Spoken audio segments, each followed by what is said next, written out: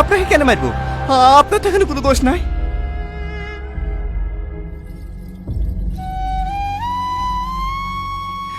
যাকে আমি 5 বছর ধরে ভালোবেসেছি, যাকে আমার জীবন চেয়ে বেশি বিশ্বাস করেছি, সেই তোমাকে ধোকা দিয়েছে।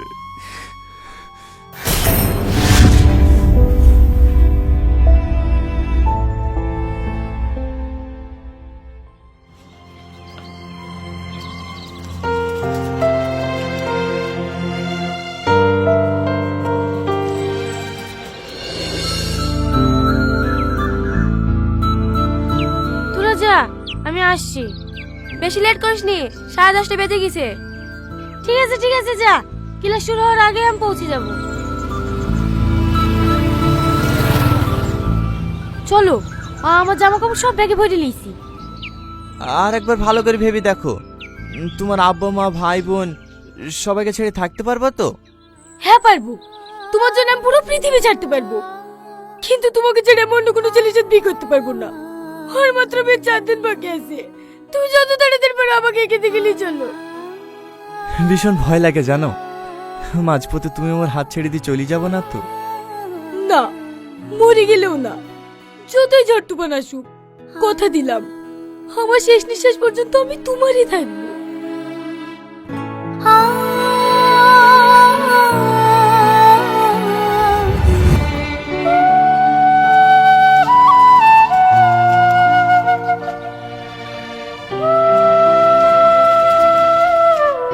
পৌঁছে গেছি ভাই।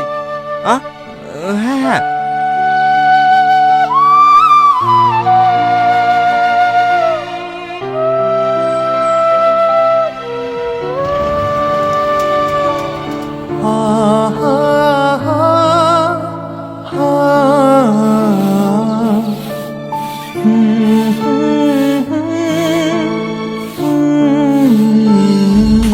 বাবু, তুই চলে এসি মধু। আর সকাল থেকে জানটা ছটফট ছটফট করছিল তোকে দেখার লেগে। তোর আব্বাকে ফোনটা লাগাতে বললো, ফোনটাও লাগলো না। বাড়ি এসে তোকে ফোন করে জানাবি নি? কষ্ট দিতে খুব ভালো লাগে না? মুখ টুক সবসময় কি হয়ে গেছে দেখো দিনি। খাওয়া দাওয়া ঠিক মতো করিস নাকি?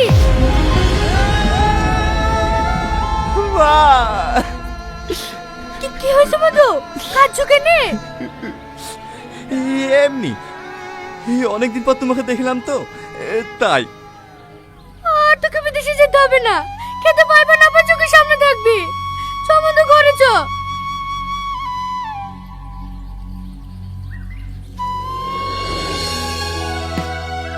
তুই বাড়িতে ছিলি না, বাড়িটা একবার খালি খালি লাগতো। লে মধুলে, তুই মাছ দিয়ে বড়ি দিয়ে রান্না করতে খুব ভালোবাসিস নি? তোর লেগে রান্না করেছি। টনি, বৌমার তো পরীক্ষা হয়ে গেছে। দাদুদিন শ্বশুর বাড়ি থেকে বৌমাকে লিয়ে আয়গা। না না আব্বা, ও খেলে আসতে যাবো না। কেন? এতদিন পর বাইরে থেকে বাড়ি আসলি, বৌমাকে আসতে হবে না? না, ও খেলে আসতে হবে না। কি হলো বাবু, খাবি নি? বাবু বাবু, কি হয়েছে রে মধু? কিছু না। আমি তোর মা, আমাকে বলবি নি? বলতে তো কিছু হয়নি। মায়ের চোখে বাকি দিবি? আসার পর থেকে দেখছি মন মন হয়ে ঘুরে ঘুরে বেড়াচ্ছি, মুখে একটু হাসি নাই।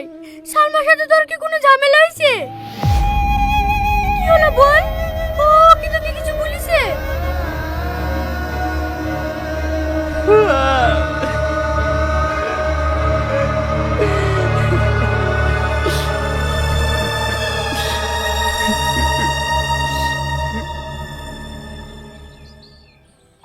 কার দোষ দেবো বলো?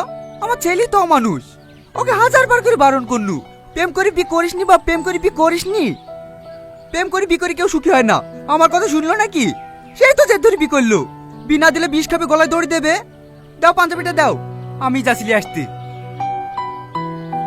বাপ মায়ের কোনো আটনি আছে নাকি? স্বামী থাকবে বিদেশে আর অন্য ছেলের সাথে ঘুরে ঘুরে বেড়াবে। লাও, ওখানে গিয়ে যেন কোনো ঝামেলা করো না। বৌমাকে একটু বুঝে বলবা, দেখবা চলে আসবে। যার সময় রোহন ভাইকে শুধু সাথে লিলিও। তোমার তো আবার মাথা গরম, কি বলতে কি বলবা তার না ঠিক। কোথায় যাস আব্বা? বৌমা খালি আসতে। না না, ও অকেলে আসতে যেতে হবে না। চুপ কর, বিটা কি ছেলে খেলাম পেয়েছি নাকি? যখন খুশি বিয়ে করবি, যখন খুশি ছেড়ে দিবি। আমি যাচ্ছি বৌমা খেলে আসতে। বৌমা খেলে আসার পরে যেন আর কোনো ঝামেলা না হয়। আব্বা আমার কথাটা শোনো। আব্বা, আব্বা।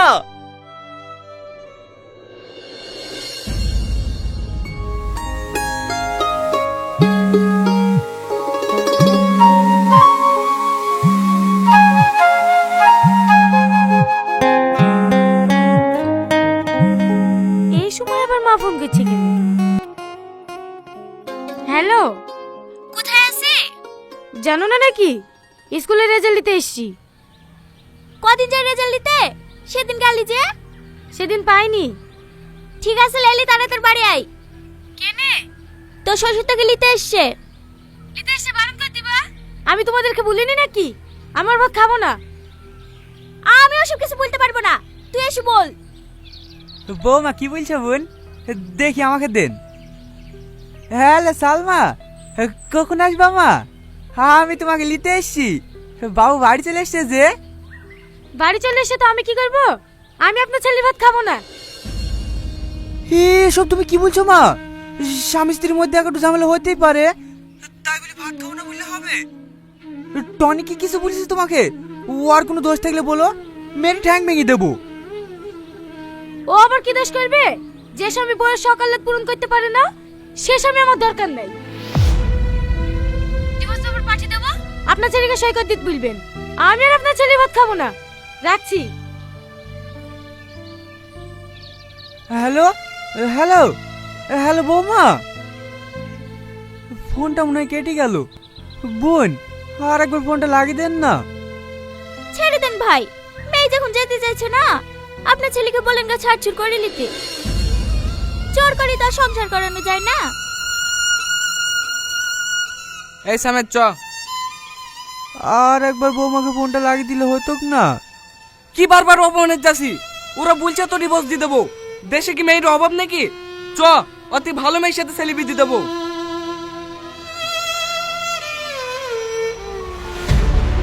ভালো মেয়ের সাথে বিদে দে।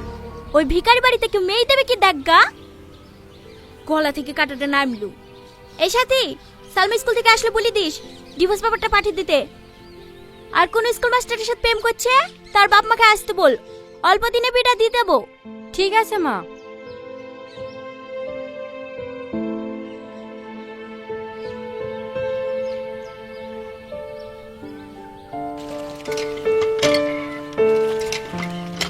কি গো, একা আসছো যে? সালমা আসলো না? না, ও আর এ বাড়িতে কোনোদিনও আসবে না। কেনে? আমরা নাকি গরিব, আমার ছেলে নাকি ওর সকালে আর কিছু পূরণ করতে পারে না, তাই ওরা ডিভোর্স চাইছে।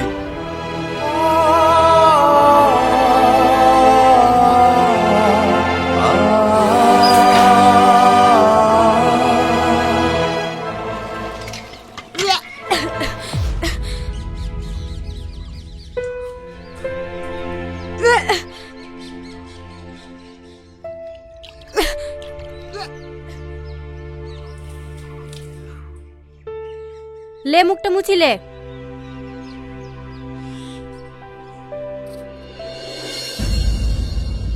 সব সময় উল্টো পাল্টা কাজ, সব সময় উল্টো পাল্টা কাজ। মাঝে মাঝে ইচ্ছা করে গলা টিপে ধরে মেরে দিই। লে ফোন লাগা।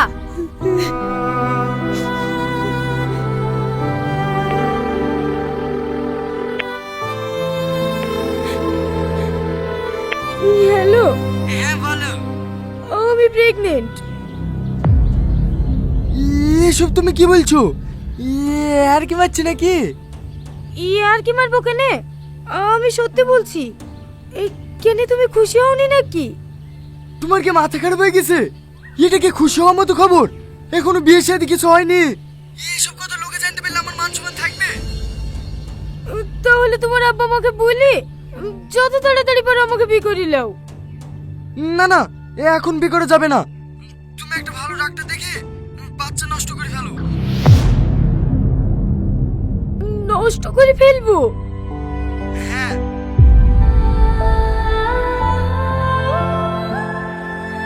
ওকে শুদ্ধ আসতে বল। তাহলে তুমি আসো, এসে আমাকে ডাক্তারখানে নিয়ে যাও। না না, আমি এখন যেতে পারবো না, আমার অনেক কাজ আছে। তাড়াতাড়ি সাথে ডাক্তার এনে যাও, যা টাকা লাগবে আমি পাঠিয়ে দেবো। রাখছি। এবার কি করবি? তোর মনে হয়েছে ও তোকে বিয়ে করবে? বাড়ি কোথায় মাস্টারের? জানিনি, বাজারে ঘর বেড়ালি থাকে। এক তোর মেরে মেরে ফেলতে মন যাচ্ছে, সব সময় উল্টো পাল্টা কাজ। কথা বকছি কেন রে? এখন কি করবো তাই বল। নানিদের বাড়ি যা, ওই গ্রামে ভালো একটা গায়নের ডাক্তার আছে, ওখানে কি দেখি লেগা।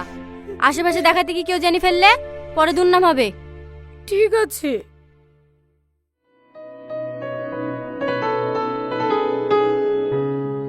লেন, একা এসছো? তোমার হাজবেন্ড আসেনি? না, এই হলো ছেলেদের দোষ।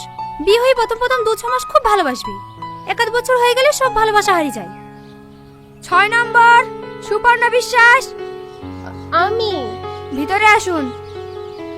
আপনার কয় নাম্বার? আমার ডাক্তার দেখানো হয়ে গেছে, আমার স্বামী ওষুধ আসতে গেছে, ও আসলে চলে যাব। ও, আপনি আর আপনার হাজবেন্ড এসেছেন? হ্যাঁ, ও আমার অনেক কেয়ার করে, কোনো অসুবিধা হতে দেয় না। 1 মাসে 2বার ডাক্তার দেখাতে এলাম, ও 2বারই আমার সাথে এসছে। 7 নাম্বার সালমা খাতুন।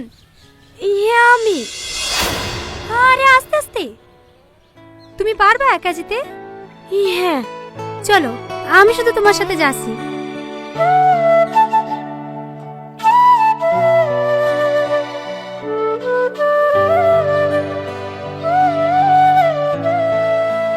কোনো অসুবিধা নেই, গ্যাসের কারণে বমি হচ্ছিল। তাহলে আমি প্রেগনেন্ট না? আরে না না, আর তোমার শরীরে রক্তের ঘাটতি আছে, খাওয়া দাওয়াটা মেনটেন করবে। আর 2টো গ্যাসের ট্যাবলেট লিখে দিলাম, খালি পেটে খেয়ে নেবে। ঠিক আছে।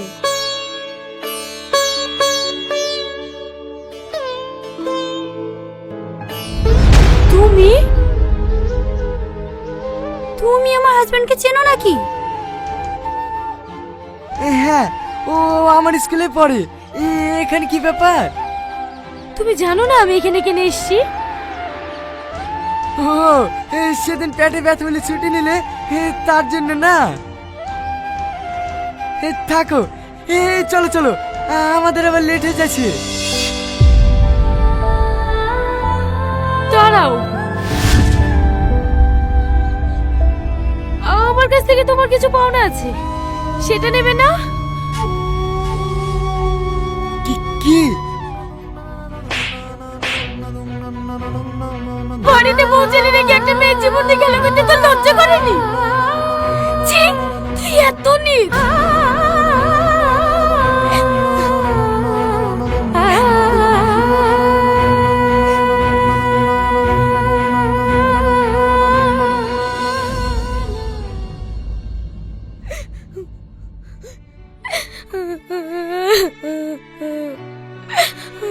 কাঁদিসনি, আমার সব শেষ হয়ে গেল রে। আমি পাপ করেছি, আমি অনেক বড় পাপ করেছি। আল্লাহ আমাকে পাপের সাজা দিয়েছে, আমার সব শেষ হয়ে গেল। কাঁদিসনি, এখনো কিচ্ছু শেষ হয়নি। তুই তো এখনো ডিভোর্স পেপার পাঠাসনি, টনিকে সব খুলে বল। আমার বিশ্বাস ও তোকে ফিরে নেবে।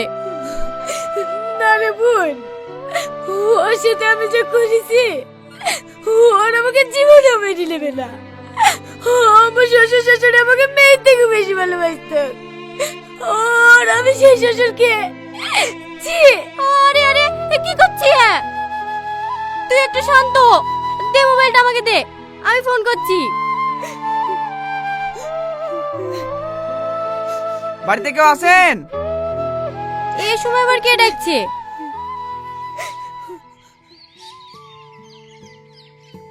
হ্যাঁ বলেন। সালমাকে, সালমার নামে একটা পার্সেল আছে। পার্সেল? সালমা, তোর নামে একটা পার্সেল আছে, বাইরে আয়। কই দেখি। এখানে একটা সই করে দেন।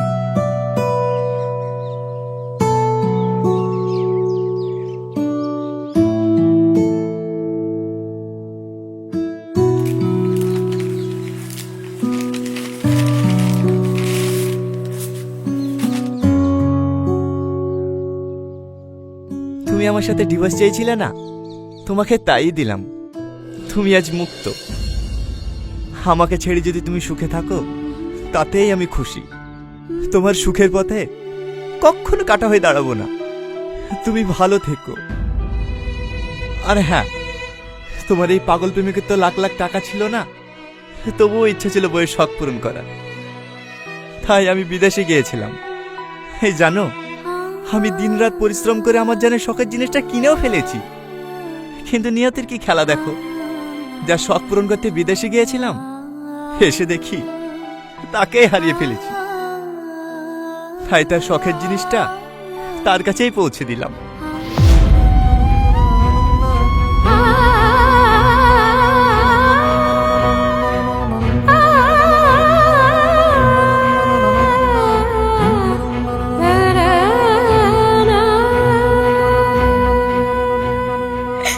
আমি গিফট চাইনি গো, আমি শুধু তোমাকেই চাই।